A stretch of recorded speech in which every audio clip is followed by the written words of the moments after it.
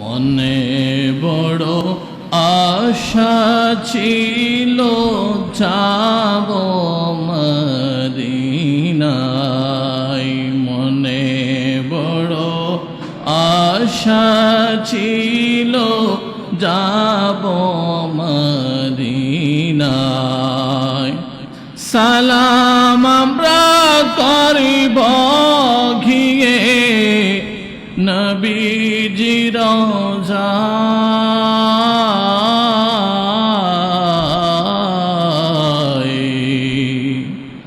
মনে বড় আশা ছিল যাব মদিনায়।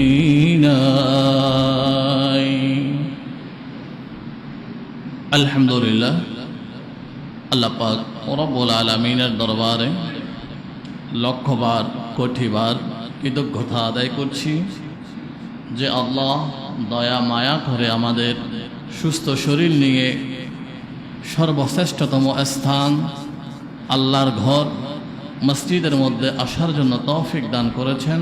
সকলের জবান খুলে বলি আলহামদুলিল্লাহ। লক্ষ কোটি দুরুদ সালাত ও সালাম আদায় করছি সর্বকালের সর্বশ্রেষ্ঠ নবী পাক সাল্লাল্লাহু তাআলা আলাইহি ওয়াসাল্লামের উসিলায় আল্লাহ সুবহানাহু ওয়া তাআলা আমাদেরকে হজ দান করেছেন, কোরবানি দান করেছেন, জুমা দান করেছেন। সেই নবীর কদম মোবারকে আমরা দুরূদ শরীফ আদায় করি, সকলে বলি সাল্লাল্লাহু আলাইহি ওয়াসাল্লাম। সম্মানীয় আমার অত্যন্ত শ্রদ্ধেয় মুসল্লিন ইকরাম, বুড়ো বুড়ো বাবারা, যুবক ভাইয়েরা, মাসুম বাচ্চারা, আপনাদেরকে আমি মোবারকবাদ ও সালাম জানাচ্ছি। আসসালামু আলাইকুম ওয়া রাহমাতুল্লাহ। আমরা খুব পবিত্রতম সময়ে আল্লাহর ঘরে উপস্থিত হওয়ার জন্য আল্লাহ তৌফিক দান করেছেন।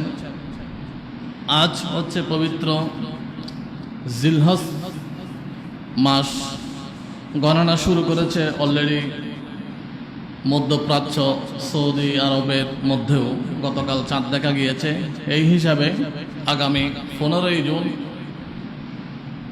সৌদি আরবে পবিত্র ঈদ উল আজহা অনুষ্ঠিত হবে এবং 16ই জুন আমাদের দেশে অনুষ্ঠিত হবে। যদিও আমাদের দেশে এখনো চাঁদ দেখা যায় নাই, কিন্তু আমরা তো এমনি বলি আর না বলি, সৌদি আরব যেদিন চাঁদ দেখা যায় এরপরে বাংলাদেশে ওইভাবে আমরা ওই পালন করে আসি।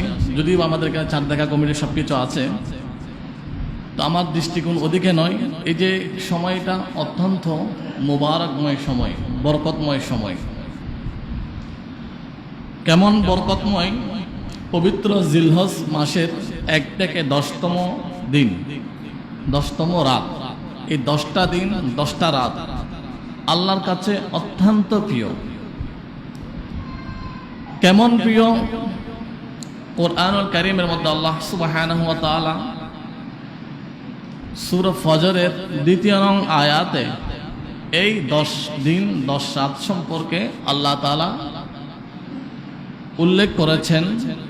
এর ফজিলত, এর গুরুত্ব কোরআনুল কারীমের মধ্যে আল্লাহ সুবহানাহু ওয়া তাআলা বয়ান করেছেন। আল্লাহ পাক রব্বুল আলামিন ইরশাদ করেন, ওয়াল ফাজরি ওয়া লায়ালিন আশর। এখানে লায়াল মানে লাইলুনের বহুবচন। আমরা যে রাত বলি, এই রাতকে আরবিতে বলা হয় লাইল। আরো সহজে বলি, আগেকার সময়ে একটা অনুষ্ঠান আমরা দেখতাম, অনুষ্ঠানের নাম শুনেছি আলিফ লাইলা।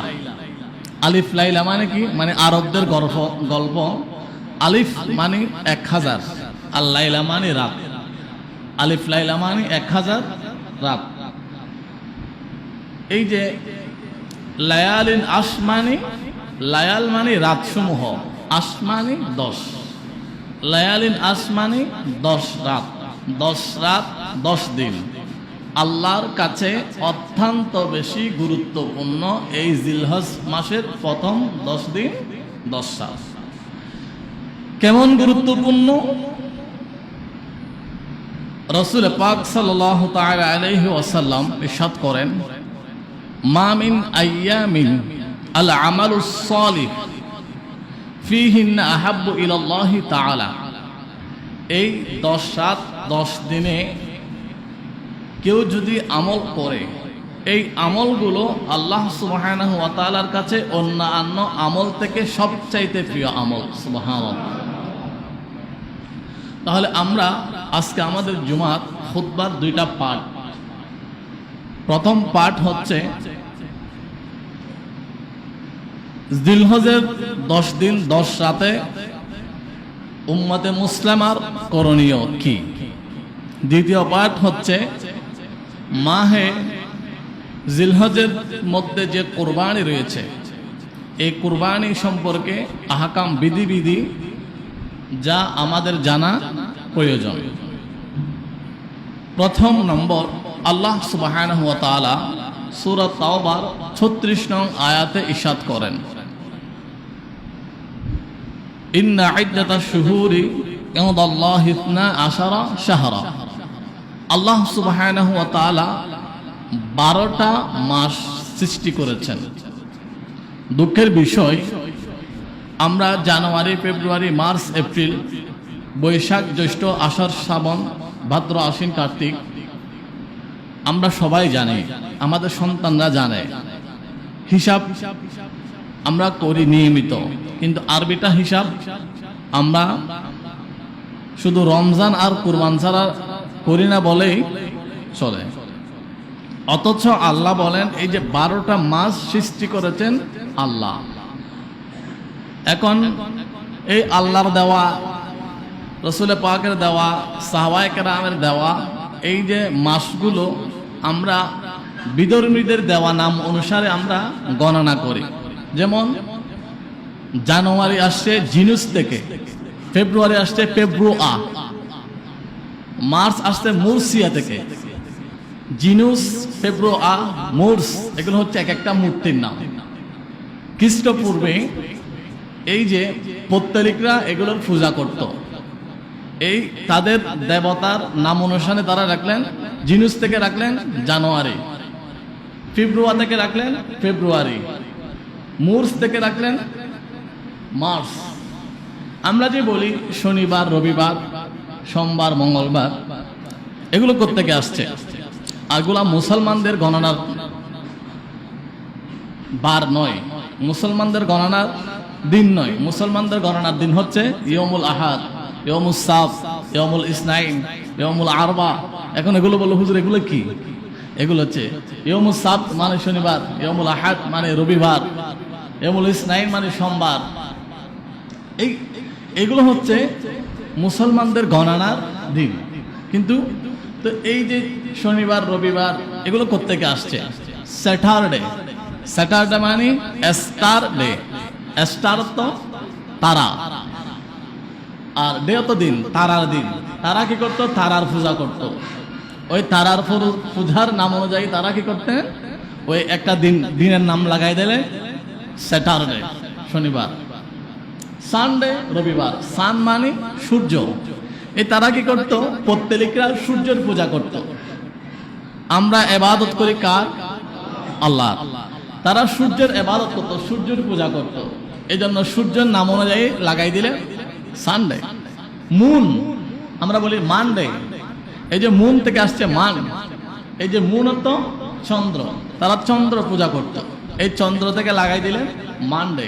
আমরা এখন বলি সোমবার। আমাদের নামগুলো আমরা আসমানে রেখে দিলাম, মৌচাকে রেখে দিলাম, বক্সে রেখে দিলাম, ইতিহাসের মধ্যে রেখে দিলাম, গ্রন্থের মধ্যে সীমাবদ্ধ লিখে দিলাম। এগুলো আমরা জানি না। আল্লাহ কোরআনে বলেন, ইন্না ইদ্দাতাশ শুহুরি ইনদাল্লাহি 12 শাহরা। আল্লাহর কাছে 12টা মাস আছে। এই যে 12 মাস সৃষ্টি করেছেন তিনি কে? আল্লাহ। এই 12 মাসের মধ্যে 4 মাসকে বলা হয় সম্মানীয় মাস। সম্মানীয় মাসকে আরবিতে বলা হয় আশহুরুল হুরুম। সম্মানীয় মাস, সব মাস আল্লাহর, কিন্তু 4 মাসকে আলাদা কেন করলেন? কারণ আলাদা করলেন, এই 4 মাসের মর্যাদা তখন থেকে ছিল কেমন ছিল? তখন আরবের মধ্যে যুদ্ধ লেগে থাকতো, কিন্তু এই 4 মাস যখন আসতেন যুদ্ধ বন্ধ করে দিতেন। হানাহানি মারামারি এগুলো বন্ধ করে তারা এই মাসগুলোকে কি করতেন? সম্মান করতেন। এগুলোকে বলা হয় আশহুরুল হুরুম। রাসূল পাক সাল্লাল্লাহু তাআলা আলাইহি ওয়াসাল্লাম বুখারী শরীফের 4662 নং হাদিস, রাসূলুল্লাহ বলেন, আস-সানাতু ইসনা আশারা, 12 মাসে 1 বছর। মিনহা আরবাআতুন হুরুম, তার মধ্যে সম্মানীয় মাস রয়েছে 4টা। একটা হচ্ছে টিস্যু যুলকদ, জিলহজ, মুহররম, রজব। এই 4টা মাস হচ্ছে আল্লাহর নিকট সম্মানীয় মাস। এই 4 মাসের মধ্যে যেটা সর্বশ্রেষ্ঠ মাস সেটা হচ্ছে জিলহজ, যেটা আজকে থেকে শুরু হবে। জিলহজ কেন শ্রেষ্ঠ? রাসূল পাক সাল্লাল্লাহু তাআলা আলাইহি ওয়াসাল্লাম ইরশাদ করেন, ইবনে মাজাহ শরীফের 3931 নং হাদিস, আলা ওয়া ইন্না আহরামাশ শুহুরি শাহরাকুম হাযা। রাসূলুল্লাহ বলেন, 12 মাসের মধ্যে এই জিলহজের মাসটা আল্লাহর কাছে শ্রেষ্ঠ মাস। কারণ এই মাসের মধ্যে বান্দা আল্লাহর সাথে মিলন করে। কেমন? আল্লাহর দিদার পাওয়ার জন্য মিনা, মুজদালিফা, আরাফা, আল্লাহর ঘরের চতুর্পাশে প্রদক্ষিণ করে মানুষ হজ করার জন্য যায়। কেমন? কোরবান, এই মাসের মধ্যে রয়েছে কোরবান। কোরবান শব্দের অর্থ কি? কাছে চলে আসা। দূরে ছিলেন, কাছে চলে আসা। যেমন বান্দা গুনাহ করতে করতে আল্লাহ থেকে দূরে চলে গেল, এখন বান্দা নিজের সবচেয়ে আপন জিনিসটা আল্লাহর জন্য কোরবান করে দিল, উৎসর্গ করলো, আর উৎসর্গ করার কারণে ওই বান্দাটা দূর থেকে আল্লাহর কাছাকাছি চলে আসলো। সুবহানাল্লাহ। তো এটা এমন একটা মাস যেই মাসের মধ্যে বান্দা আল্লাহর কাছাকাছি আসার একটা কি হয়? সুযোগ হয়। 2 নম্বর, জিলহজের প্রথম 10 দিন কেমন? কোরআনের মধ্যে বলেন, আল হাজ্জু আশহুরুম মা'লুমাত। এই 10 দিনটা আল্লাহ বিশেষভাবে উল্লেখ করেছেন। মালুমাত মানে নির্দিষ্ট করেছেন। এখানে নির্দিষ্ট করার কারণ হচ্ছে বান্দা যাতে অন্যান্য মাস থেকে, অন্যান্য দিন থেকে এই 10 দিনকে বেশি গুরুত্ব দিয়ে আল্লাহকে পাওয়ার জন্য বান্দা চেষ্টা করে। রাসূলুল্লাহ সাল্লাল্লাহু আলাইহি ওয়াসাল্লাম ইরশাদ করেন, তিরমিজি শরীফের 757 নং হাদিস, মা মিন আইয়ামিন আল আমালুস সালিহ ফীহিন্না আহাব্বু ইলাল্লাহ। আল্লাহর কাছে বান্দার যত আমলনামা যায়, ওই আমলনামাগুলোর মধ্যে জিলহজের প্রথম 10 দিন যে আমলগুলো করে, ওই আমলগুলো আল্লাহর কাছে সবচাইতে বেশি প্রিয়। সুবহানাল্লাহ। তাহলে আমরা যখন আমল করা শুরু করব, আমাদের আরেকটা নিয়ত করে নিতে হবে। সেই নিয়তটা সম্পর্কে আল্লাহ সুবহানাহু ওয়া তাআলা সূরা তাওবার 36 নং আয়াতের মধ্যে বলেন, ফালা তাজলিমু ফীহিন্না আনফুসাকুম। বান্দা কখনো গুনাহের ইচ্ছা করবে না। ফালা তাজলিমু ফীহিন্না, বান্দা কখনো নফসের অনুগত হয়ে মিথ্যা, জেনা, ব্যভিচার, অন্যায়, কাদাচার, গীবত, পরনিন্দা, এই সমস্ত গুনাহের কাছ থেকে বান্দা বিরত রাখবে বিশেষভাবে। কেন? এই আয়াতের ব্যাখ্যায় তাফসীরে তাবারির মধ্যে রয়েছে, মা মিন আযমু ইনদাল্লাহ, আল্লাহর কাছে মহান দিনগুলোর মধ্যে এই দিনগুলো অন্যতম। সুতরাং এই দিনগুলোর মধ্যে যে আমল করবে, এই আমলগুলো আল্লাহর কাছে গুরুত্বপূর্ণ। এই জন্য গুরুত্বপূর্ণ দিনে গুরুত্বপূর্ণ আমল করার সময় বান্দা যাতে গুনাহের মধ্যে লিপ্ত না হয়। এবার আমরা কি কি কাজ করব, আমি 10টা বলবো। এই 10 দিনকে কেন্দ্র করে, এই 10 দিনের গুরুত্ব আমরা জানলাম। এই 10 দিনকে কেন্দ্র করে আমরা 10টা কর্মসূচি গ্রহণ করব। 1 নম্বর কর্মসূচি, যেটা আমাদের জন্য ওয়াজিব। 2 নম্বর কর্মসূচি, যেটা আমাদের জন্য সুন্নাত। 3 নম্বর কর্মসূচি, যেটা আমাদের জন্য মুস্তাহাব। ওয়াজিব কি কি? ওয়াজিবটা শুরু হবে 9 তারিখকে। 9 তারিখ আসর, আপনার 9 তারিখ যেটা আইয়ামে তাশরিক, আমরা ফরজ নামাজের পরে একটা তাকবীর পড়ি, ওইটা হচ্ছে আমাদের জন্য পড়া কি ওয়াজিব। 2 নম্বর হচ্ছে যারা সমর্থবান ব্যক্তিরা কুরবানি করার জন্য প্রস্তুতি গ্রহণ করবে, কুরবানি দিবে, এটা হচ্ছে সমর্থবান ব্যক্তিদের উপর ওয়াজিব। সুন্নাত কি কি? সুন্নাতটা আজকে এই মাগরিবের আগ থেকে শুরু হবে। 1 নম্বর সুন্নাত হচ্ছে আপনি শাওয়াল জিলহজ মাসের চাঁদ দেখবেন। চাঁদ দেখা এটা হচ্ছে রাসূল পাকের সুন্নাহ। আপনি বলবেন আল্লাহুম্মা আহিল্লাহু আলাইনা বিল আমনি ওয়াল ঈমান ওয়াস সালামাতি ওয়াল ইসলাম, এই দোয়াটা পড়বেন, এটা হচ্ছে রাসূল পাকের সুন্নাহ। তাহলে 2টো সুন্নাহ গেল। 3 নম্বর সুন্নাহ হচ্ছে আপনি কুরবানি করেন, কুরবানি দেন না দেন, আপনার যে চুল আছে না, এই চুল, এই নাক, অর্থাৎ শরীর থেকে যে কোনো আপনার পশম উপড়ানো, কাটা, আপনার এই সেভ করা, সেভ তো এমনি দাড়ি যারা মুসলমান তাদের তো দাড়ি রাখা ওয়াজিব সুন্নাহ, এটা তো শুধু 10 দিনে মানা নাই, এমনি 10 দিনে হচ্ছে আপনার বিশেষভাবে রাসূল পাকের সুন্নাহ অনুযায়ী নখ কাটা, দাড়ি চাটা, চুল কাটা, এগুলো করা এই শরীয়ত সম্মত নয়, এগুলো না করা হচ্ছে রাসূল পাকের সুন্নাহ। কয়দিন? 10 দিন। আবার অনেকে মডার্ন করে এত লম্বা নখ রাখে, এটা শরীয়ত সম্মত নয়, শুধু এই 10 দিন। আর অনেকে মডার্ন করে নখ লম্বা রাখে, ইয়াং জেনারেশন, এটা রাখা যাবে না, কারণ এই নখের মধ্যে অনেক জীবাণু থাকে। এই 10 দিন আল্লাহ তাআলা বিধান কেন দিয়েছেন? এই 10 দিন এই জন্য দিয়েছেন, এই 10 দিন একটা নিয়মের মধ্যে, একটা রুলের মধ্যে, একটা ডিসিপ্লিনের মধ্যে সমস্ত উম্মাতে মুসলিমাকে আনার জন্য, আল্লাহ তাআলার প্যারা হাবিবের নির্দেশ পালন করার জন্য, যারা হুজ্জাজের কেরাম আছে তাদের সাথে মিল রাখার জন্য আল্লাহ তাআলার প্যারা হাবিব বিশেষ করে শুধুমাত্র এই 10 দিনের জন্য এই বিধানটা রাখলেন। জুড়ে বলি সুবহানাল্লাহ। তাহলে 6টা গেল। এরপরে আমরা কি করতে পারি? এই 10টা দিন রোজা রাখতে পারি। অনেক ডায়াবেটিস হলে চিনি কম খায়, চা খায় না, এটা কম খায়, এটা কম খায়, কিন্তু ডায়াবেটিস হওয়ার আগে আমরা যারা তরুণ আছি, ইয়াং আছি, আমরা চাই 10টা দিন রোজা রাখা আমার পক্ষে, একজন তরুণের পক্ষে কোনো এটা অসম্ভব কোনো কিছু নয়। আপনি চাইলে একজন তরুণ বলেন, বয়োজ্যেষ্ঠ বলেন, মুরব্বী বলেন, সবার পক্ষে 10 দিন রোজা রাখা সম্ভব।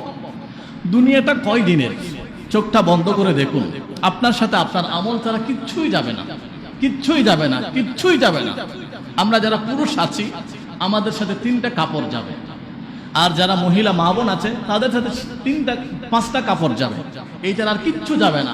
আপনার অন্ধকার কবরকে আলোকিত করার জন্য আপনার সাথে আপনার আমল যাবে।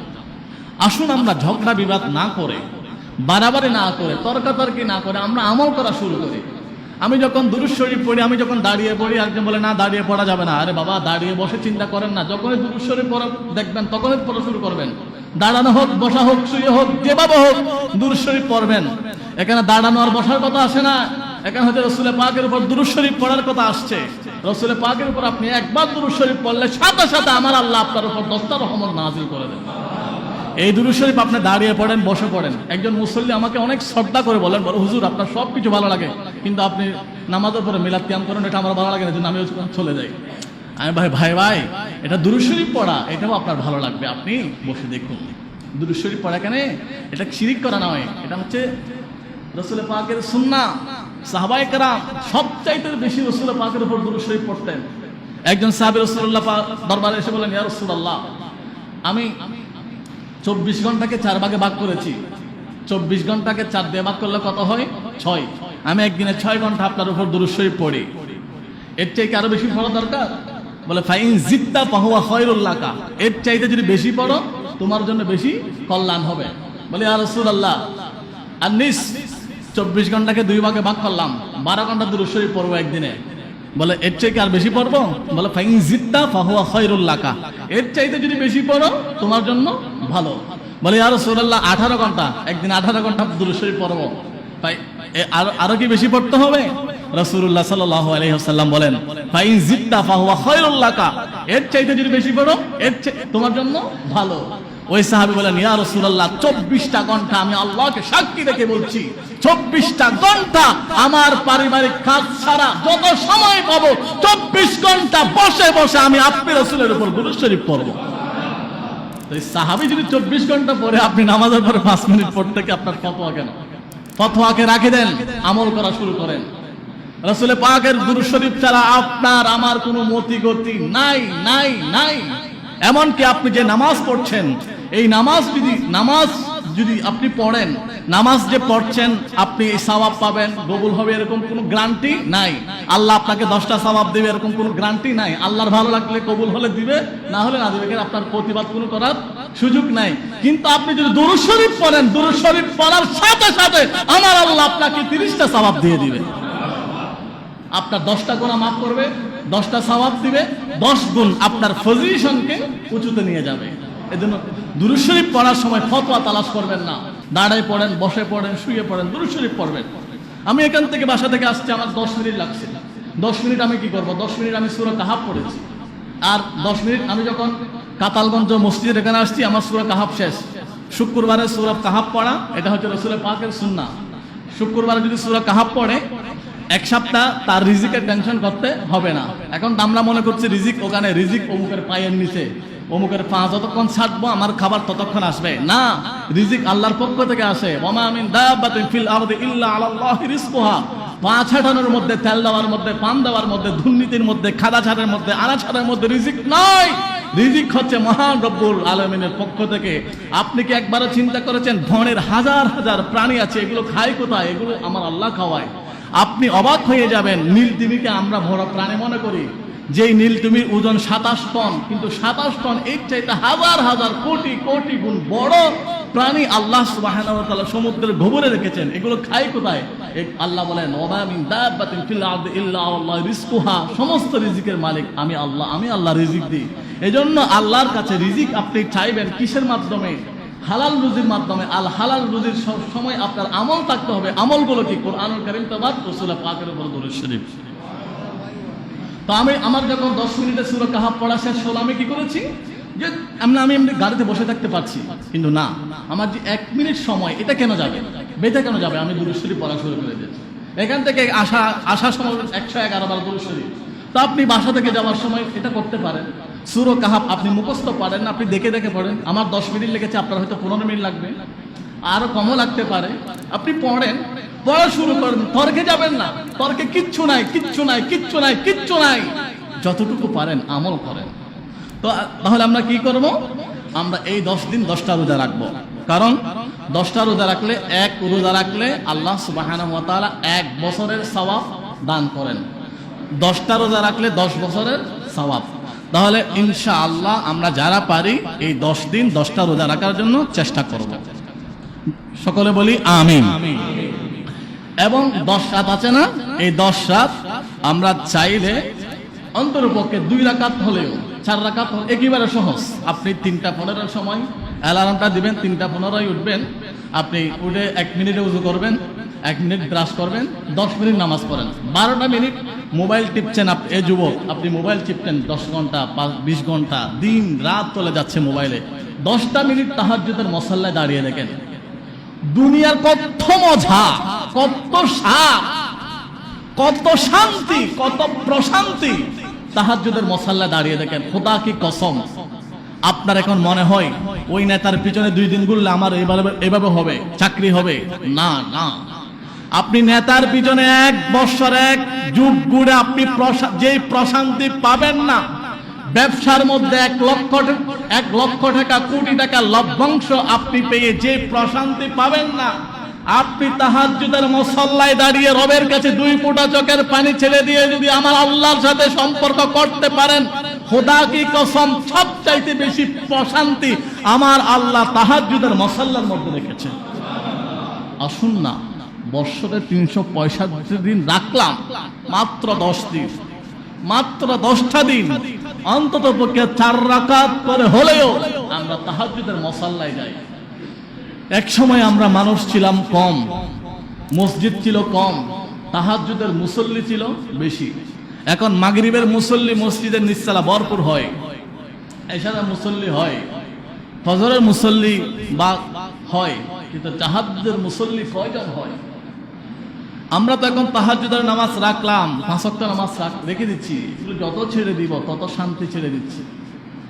আপনি আপনার সন্তানকে নিয়ে তাহাজ্জুদের মুসাল্লায় যান, রাতের আঁধারে যারা সেজদাতে রয়, দু চোখের অশ্রুতে নদী যেন ভয়, ছলনার হাত ছানি যতই আসুক পিছনে পিড়ে তাকাই না। আপনি ভাবছেন এদিকে শত্রু, ওইদিকে এই, এদিকে সেই না।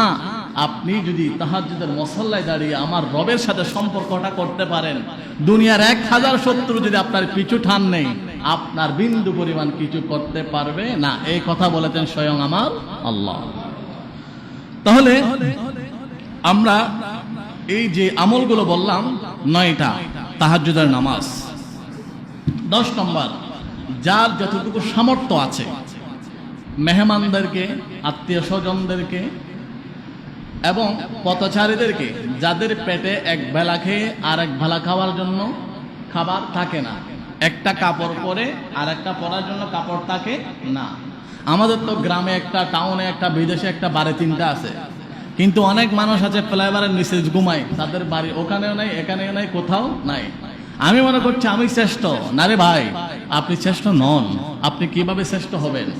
আপনি ওই দিন শ্রেষ্ঠ হবেন যেই দিন আপনার রূহটা চলে যাওয়ার পরে ওই বদদারার ফ্লাইওভারের নিচে যে মানুষটা ঘুমায়, সেই মানুষটা মারা যাওয়ার পরে 3টা কাপড়, আপনি 10 তলা থেকে মারা যাওয়ার পরে আপনারও 3টা কাপড়। তার জন্য কবরের যতটুকু জায়গা, আপনার জন্য কবরের ততটুকু জায়গা। আপনি 20 তলার মালিক বলে আপনাকে 1 হাত বেশি দিবে, 1 বিঘত বেশি দিবে, এমন কোনো নীতি নাই। আপনি বলছেন আমার সব কিছু আছে। এক শেখ সাদি রাদিয়াল্লাহু তাআলা আনহু বলেন আমার কিচ্ছু নাই। বলে কেমনে? বলে আমি যদি এখন 1 গ্লাস পানি খাই, অনেক মানুষ আছে না খাওয়ার সাথে সাথে বমি করে, খাওয়ার সাথে সাথে বমি করে, তাদেরকে গ্যাস্ট্রোলজি ডাক্তারের কাছে নিয়ে যাওয়া হয়, তাদের মুখের খাবার বন্ধ করে দেয়, স্যালাইন দিয়ে খাবার দেওয়া হয়, স্যালাইন দিয়ে 7 দিনের অ্যান্টিবায়োটিক দিয়ে তাদের ওই যে খাওয়ার সাথে সাথে বমি করে এটা বন্ধ করে দেয়। এটা বন্ধ করে তাদের অনেক সময় এটা পিত্তথলি থেকে ইনফেকশনটা হয়, অনেক সময় গ্যাস্ট্রোলজি থেকে ইনফেকশনটা হয়। এটা হওয়ার সাথে সাথে আপনার খাবার, মুখের খাবারটা বন্ধ করে দেয়। তখন এই যে আপনি 1 গ্লাস পানি খাচ্ছেন, এই 1 গ্লাস পানি খাওয়ার ক্ষমতা আপনার আমার আছে নাই? এই পানি যখন আমরা খেতে পারবো না, এখান থেকে গিলতে পারবো না, আমরা ডাক্তারের কাছে চলে যাই। আচ্ছা, পানিটা আমরা পান করলাম, পান করার পর আমরা প্রস্রাব করব। অনেকে প্রস্রাব করতে গেল, পড়ে গেল, বলে কি আমার প্রস্রাব বের হচ্ছে না। তাকে নিয়ে কোথায় যেতে হয়? ডাক্তারের কাছে নিয়ে যেতে হয়, ইউরোলজির কাছে, ডাক্তারের কাছে নিয়ে যেতে হয়। ডাক্তার সাহেব, আমার বাবা প্রস্রাব আটকে গেল, প্রস্রাব হচ্ছে না। এই যে আপনি নিজে পানি খেয়ে নিজে প্রস্রাব করবেন, এই ক্ষমতা আপনার আমার নাই। আল্লাহ দয়া করেছেন বিদায় আপনি খেতে পারছেন। এই জন্য আপনি পানি খাওয়ার সময় বলবেন আলহামদুলিল্লাহ, সমস্ত প্রশংসা আল্লাহর জন্য যে আল্লাহ আমাকে পানিগুলো এই মুখ থেকে এখানে পর্যন্ত পৌঁছে দিলেন। আপনি যখন প্রস্রাব করবেন তখন আপনি বলবেন আলহামদুলিল্লাহিল্লাযী আযহাবা আন্নিল আযাব ওয়া আফানি। এই প্রস্রাবটা আমার জন্য একটা বিশাল আযাব ছিল। এই প্রস্রাবটা টয়লেটে নিয়ে আমি হাঁটতে পারি না, আমি বসতে পারি না, আমি খেতে পারি না। এই প্রস্রাবটা যে আমার এখান থেকে কোনো পাইপ ফিটিং করা ছাড়া, কোনো ডাক্তারের কাছে যাওয়া ছাড়া এটা যে বের হয়ে গেল, এই বের হওয়ার জন্য যে আল্লাহ তাআলা এই যে শক্তিটা দিলেন, তৌফিকটা দিলেন, এই জন্য আমি আল্লাহর প্রশংসা করছি। আপনি আমি কিসের অহংকার? নিজে 1 গ্লাস পানি খেয়ে, 1 ডুব খেয়ে আবার এক ফোঁটা প্রস্রাব করার ক্ষমতা তো আমাদের নাই। এটা তো আল্লাহ দয়া বিদায় আমরা করতে পারছি। আমরা যদি এভাবে চিন্তা করি, আমাদের বায়োগ্রাফিটা, আমাদের লাইফস্টাইল একটু চেঞ্জ হয়ে যাবে, অনেক চেঞ্জ হয়ে যাবে। আমরা মনে করছি আমাদের লাইফস্টাইল নাটক, ফিল্ম, নায়ক, অ্যাক্টর, খেলা, এগুলা না। আপনার লাইফস্টাইল কখনো একজন নায়ক, কখনো একজন এই যে বেহায়াপনা যারা করে তারা হতে পারে না। আপনার সর্বোত্তম লাইফস্টাইল আল্লাহ সুবহানাহু ওয়া তাআলা বলে দিয়েছেন, লাকাদ খালাকনাল ইনসানা ফি আহসানি তাকওয়িম। তাহলে আমার বাবারা, এই 10 দিনে আমরা 10টা আমল করব। 1 নাম্বার, আমরা তো 2টা আমল হচ্ছে ওয়াজিব। একটা হচ্ছে তাশরিক পড়া, 9 তারিখ ফজরের নামাজ থেকে একটা তাশরিক পড়া, এই 13 তারিখ আসরের নামাজ পর্যন্ত তাকবীর পড়া, এটা হচ্ছে ওয়াজিব। 2 নম্বর হচ্ছে কুরবানি করা সমর্থবানদের উপর ওয়াজিব। 3 নম্বর হচ্ছে নখ, চুল, দাড়ি কোনো কিছু হাত দেওয়া যাবে না। হাত দেওয়া মানে ছাটা যাবে না, কাটা যাবে না, এটা হচ্ছে সুন্নাহ। তারপর 4 নম্বর হচ্ছে আপনার এই আপনি এমনভাবে নিয়তটা করবেন, এই 10টা দিন আমি এমনভাবে নিয়ত করব যাতে আমি একটা মিথ্যাও বলবো না, একটা গুনাহের মধ্যে লিপ্ত হব না, মানে তাওবাটা করে নেবেন। তাওবাটা করার মতো করে নেবেন। 5 নাম্বার হচ্ছে আপনি 10 দিনে চাইলে রোজা রাখতে পারেন। 6 নাম্বার হচ্ছে আপনি প্রত্যেক দিন অন্ততপক্ষে 4 রাকাত হলেও তাহাজ্জুদের নামাজ আদায় করেন। 7 নাম্বার হচ্ছে আপনার পাশে যারা অভাবী রয়েছে, যারা আপনার প্রতিবেশী বাজু রয়েছে, যাদের মধ্যে খাবার নাই, তাদেরকে আপনি একদিনে একজনকে হলে একবেলা খাবার খাওয়াতে পারেন। একদিনে একজনকে একবেলা খাবার খাওয়ানো এটা কোনো কষ্টকর কাজ নয়, শুধু ইচ্ছা থাকলে হয়, এটা করবেন। এভাবে আমরা এই 10টা আমল এই 10 দিনে করার জন্য চেষ্টা করব। আল্লাহ তৌফিক দান করুক। এবার আমরা প্রশ্নোত্তরে আমরা যে কোনো কিছু এই টপিক আকারে প্রশ্ন আকারে বললে এটা আরো বেশি স্মরণ থাকে। আমরা কুরবানিটা নিয়ে আমরা একটু প্রশ্ন আকারে ইসলামী শরিয়া কোরআন সুন্নাহর সাথে আমরা একটু নিজেকে ইন্টারভিউ দিব। 1 নাম্বার। এবার আমরা প্রথম প্রশ্ন আল্লাহর কাছে করি, আল্লাহ কুরবানিটা করা কি? এই প্রশ্ন ওয়াজিব। এটা করার পরে আমি নিজেকে প্রশ্ন করি, নিজে প্রশ্ন করব, কুরবানিটা কেন করব? কুরবানিটা কেন করব? এখন কুরবানি যদি বলেন আমি নেতা, 3টা গরু যদি না দিই তাহলে মানুষ আমাকে হেই করবে, অমুক। এমন মানুষ দেখেছি, এক মেয়র পদপ্রার্থী প্রার্থী এই 3টা গরু নিছে, এখন আর একজন মেয়র নিছিল 2টা, বলে না, বলে অমুককে 3টা নিছে, আপনি যদি 2টা দেন মানুষ কি বলবে? বলে না আরো 2টা নিয়ে আয়, 4টা দিব। বলে এখন এই 4টা যখন নিছে ও খবর পাইছে, বলে তুই আরো 4টা নিয়ে নেয়, 8টা দিব। এরকম করে যদি 100 গরু কুরবানি করে এটার কোনো মূল্য নাই। তো কেমন করে করবেন সেটা আল্লাহ তাআলা সূরা হজের 37 নং আয়াতের মধ্যে বলে দিয়েছেন, লা ইয়ানাল্লাহু লুহুমুহা ওয়ালা দিমাউহা ওয়ালাকি ইয়ানালুহু তাকওয়া মিনকুম। গোশত রক্ত আল্লাহর কাছে যায় না, আপনার তাকওয়াটা যায়। এজন্য তাকওয়াটা নিয়ে কুরবানি করবেন। আচ্ছা, কুরবানির অর্থ কি? করিবুন ইলাল্লাহ, আল্লাহর কাছাকাছি চলে যাওয়া। তো আপনি এমন ভাবে করবেন যাতে করার কারণে আল্লাহর কাছে চলে যেতে পারেন। আল্লাহর কাছে কেমনে যায়? কোরআন তেলাওয়াত করলে আল্লাহর কাছে যায়, নামাজ পড়লে আল্লাহর কাছে যায়, কুরবানি করলে আল্লাহর কাছে যায়। এভাবে আপনি যত নেক আমল করবেন তত আল্লাহর কাছাকাছি চলে আসবেন। এখন কুরবানির বিধানটা কি? কুরবানি করাটা কি? আল উদহিয়াতু ওয়াজিবাতুন আলা কুল্লি মুসলিমিন মুকিমিন মুসিরিন। যারা স্বাধীন সমর্থবান, এই যাদের উপর নেশাব পরিমাণ সম্পদের মালিক, তাদের উপর যদি 10 তারিখ, 11 তারিখ, 12 তারিখ এই 3 দিন আপনার যদি, এটা আমি নেশাব পরিমাণটা বলছি, এই নেশাব পরিমাণ সম্পদটা যদি আপনার থাকে তাহলে আপনার উপর কুরবানি করা ওয়াজিব। 2 নম্বর, এরপরে কুরবানি কিভাবে শুরু হয়েছিল? কুরবানি সর্বপ্রথম আদম সফিউল্লাহ করেছেন। তখনকার কুরবানির সিস্টেম ছিল, আপনি কুরবানি করলে সেটা মাঠে রেখে আসবেন, যার কুরবানি কবুল হলে সেটা আসমানে উঠে যাবে, আর যার কুরবানি কবুল হবে না সেটা মাঠে থেকে যাবে। এটা ছিল আদম সফিউল্লাহর সিস্টেম।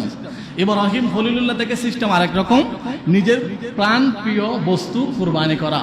আর রাসূল পাকের জামানা থেকে সিস্টেম হচ্ছে মোটা তাজা সুন্দর পশু দিয়ে নিজের একটা ওই ইব্রাহিম নবীর সুন্নতকে আঁকড়ে ধরার জন্য, আল্লাহর সন্তুষ্টির জন্য কুরবানিটা করা। তাহলে এভাবে শুরু হয়েছিল। এবার কুরবানি কি ঐচ্ছিক? এটা কি চাইলে করব না চাইলে করব এরকম না, কুরবানিটা ঐচ্ছিক নয়, এটা আবশ্যক। আবশ্যক কেমনে? আপনি যদি নেশাব পরিমাণ সম্পদের মালিক হন তাহলে আপনার উপর আবশ্যক। এবার নেশাব পরিমাণ কি? 52.5 তোলা রূপা, 7.5 ভরি স্বর্ণ থাকলে আপনার উপর কুরবানি করা ওয়াজিব। এখন 52.5 তোলা রূপার দাম কত? 1 ভরি মনের রূপার দাম মনে হয় 1800-1900 টাকা। এই হিসাব করলে আপনার 80,000 টাকা মতো থাকলে 10 তারিখ, 11 তারিখ, 12 তারিখ আপনার পারিবারিক খরচ ছাড়া আপনার কাছে যদি এই টাকাগুলো গচ্ছিত থাকে 3 দিন, তাহলে আপনার উপর কুরবানি করা ওয়াজিব। এটা বর্তমান টাকা অনুযায়ী আপনি ওইভাবে চাইলে করতে পারেন। তারপর এখন সময় কোনটা? কুরবানি করার সময় হচ্ছে 3 দিন, 10, 11, 12। এখন কতটা গরু ছাগল দিয়ে কুরবানি করতে হবে? রাসূল পাক সাল্লাল্লাহু তাআলা আলাইহি ওয়াসাল্লাম এক বর্ণনায় আছে 2টা দুম্বা দিয়ে কুরবানি করতেন। এটা একটা নিজের পক্ষ থেকে আর একটা উম্মতের পক্ষ থেকে। আমাদের পক্ষ থেকে রাসূল পাক কি করেছেন? কুরবানি করেছেন। এখন আপনি যদি বলেন আমি বড়লোক, আমি শিল্পপতির জন্য 10টা গরু, এরকম কোনো বিধান নয়। আপনি হচ্ছে আল্লাহকে পাওয়ার জন্য যতটা করেন কেন, আল্লাহকে রাজি করার জন্য, আল্লাহর বিধানটা আপনি প্রতিপালন করার জন্য কুরবানিটা করবেন। তো করতে গিয়ে একজনের উপর 1 ভাগ ওয়াজিব। একটা ছাগল বা ওয়াজিব, একটা গরুর মধ্যে হয় 7 ভাগ, একটা মহিষের মধ্যে হয় 7 ভাগ, উটের মধ্যে হয় 7 ভাগ, ছাগল দুম্বা এগুলোর মধ্যে হয় 1 ভাগ।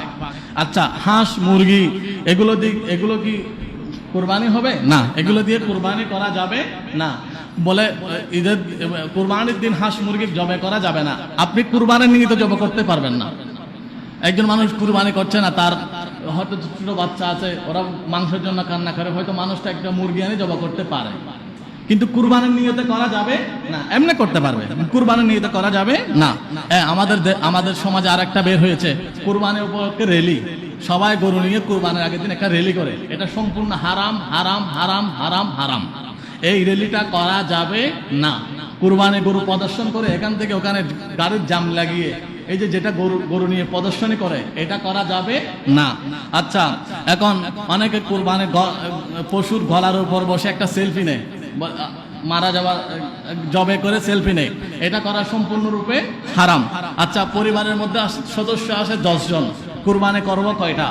10 জন যদি সদস্য থাকে, 10 জনে যদি নেশাব পরিমাণ সম্পদের মালিক হয়, ওই যে নেশাব বললাম, ওই নেশাব, তাহলে 10 জনের উপর ওয়াজিব। আর যদি 4 জন হয়, 4 জনের উপর ওয়াজিব, 4 জন থেকে করতে হবে। এখন বাবা মারা গেল, বাবার পক্ষ থেকে আমি কি কুরবানি করতে পারবো? হ্যাঁ, আপনি কুরবানি করবেন। বাবার পক্ষ থেকে কুরবানি করবেন, জিয়ারত করবেন, হজ করবেন, বজলি হজ করবেন, বদলি উমরা করবেন। বাবার পক্ষ থেকে যতগুলো কাজ আপনি ভালো কাজ করতে পারেন করবেন। কিন্তু আমাদের বর্তমান সময়ে কিছু মডারেটেড শায়েক বের হয়েছে, ওরা শুধু ইউটিউব ফেসবুকের মধ্যে সীমাবদ্ধ। ওনারা অনেক উল্টাপাল্টা কথাগুলো বলছে, মানে মরহুমদের পক্ষ থেকে কুরবানি করা যাবে না, এবং দোয়া করা যাবে না, এবং রসুল পাকের রওজা পাকে জিয়ারত করা যাবে না। এগুলো হচ্ছে সম্পূর্ণরূপে আমাদেরকে মুসলমানদের মধ্যে গ্রুপিং করার জন্য তারা ইহুদি খ্রিস্টানরা এদেরকে কিনে নিয়েছে। এই জন্য সুলতান সালাহুদ্দিন আইয়ুবী যখন বাইতুল মুকাদ্দাস স্বাধীন করেছিলেন, তখন উনি 70,000 আলেমকে হত্যা করেছেন। কিন্তু আপনি ইহুদি মেরেছেন, খ্রিস্টান মেরেছেন, এই মুসলমানদের মোল্লাদেরকে কেন মেরে ফেলছেন, হুজুরদেরকে কেন মেরে ফেলছেন? বলে এগুলো হচ্ছে তাদের কেনা, এদেরকে আমি মেরেছি, এরা কেনা। এখন যারা কেনা তারা বলবে মদিনা শরীফ যাবেন না, মদিনা শরীফ দোয়া কবুলের জায়গা নয়। এই 10 দিন বিশেষ করে দোয়া কবুলের সময়, যেখানে আল্লাহ তাআলা উল্লেখ করে দিয়েছেন, আর সেখানে মোল্লা যদি বলে মদিনা শরীফ দোয়া কবুলের জায়গা নয়, তাহলে তাদের থেকে আমাদের ঈমানকে কি করবো? আমরা রক্ষা করব। কুরবানি ওয়াজিব করে দিয়েছেন। এখন সালাফি একটা বেরোইছে, বলে না একটা ছাগল দিয়ে পুরো সমাজ কুরবানি করলে হয়ে যাবে না। 10 জন মিলে একটা ছাগল দিয়ে কুরবানি করলে এটা কুরবানি হবে না। তাহলে এবার মানুষকে খুশি করার জন্য কি কুরবানি করা যাবে না? এরপর আপনার অনেকে বলে 10টা গরু দিয়ে কুরবানি করছি, কিন্তু উপার্জন হচ্ছে হারাম, সুদ ঘুষের টাকা দিয়ে। এই যে কিছুদিন আগে বাংলাদেশ থেকে একজন ব্যক্তি পালিয়েছে 100 কোটি টাকা ব্যাংক থেকে নিয়ে। দেখা গেল তার নামে হাজার হাজার বিঘা জমি আছে। এখন সে কি করতো? দুর্নীতি করতো। এখন আমরা যদি একটা পাসপোর্ট করতে যাই, আমাদেরকে তদন্ত করে, মানে পাসপোর্টটা কেন করছি, আমার বাপের জমির কতটুকু, আমার বিদ্যুৎ বিল কতটুকু। কিন্তু দেখা গেল ওই নাহান্দা 3টা পাসপোর্ট বানিয়েছে, তার জন্য আইন আলাদা ছিল। তার মানে দুর্নীতির ছত্রছায়া ছিল। তো এইরকম দুর্নীতি করে গরিবের রাষ্ট্রের টাকা মেরে যদি কেউ 100 কুরবানি করে, তার কুরবানি হবে না। এই কথা বলেছেন কে? এই জন্য কুরবানি করার সময় আপনি হারাম উপার্জন দিয়ে 10টা করলেও হবে না। আচ্ছা, এখন আপনি এক গরুর মধ্যে 7 জন, এখন 7 জনের মধ্যে যদি 6 জন যদি হালাল ইনকাম হয়, একজন যদি হারাম ইনকামের হয়, তাহলে 6 জনের কুরবানিও যাবে। এই জন্য আমরা তো সবসময় বলি, আপনি কার সাথে উঠবেন, কার সাথে বসবেন, কার সাথে খাবেন, কার সাথে চলবেন, তাকে দেখবেন। কোনো দুর্নীতিবাজের সাথে আপনি সালামও দিবেন না, সালাম নিবেন না। দুর্নীতিবাজ যদি আপনাকে সালাম দেয়, আসসালামু আলাইকুম, আপনি সালামও নিবেন না, তার সাথে উঠবেন না, চলবেন না, নাস্তা করবেন না, আত্মীয়তা করবেন না।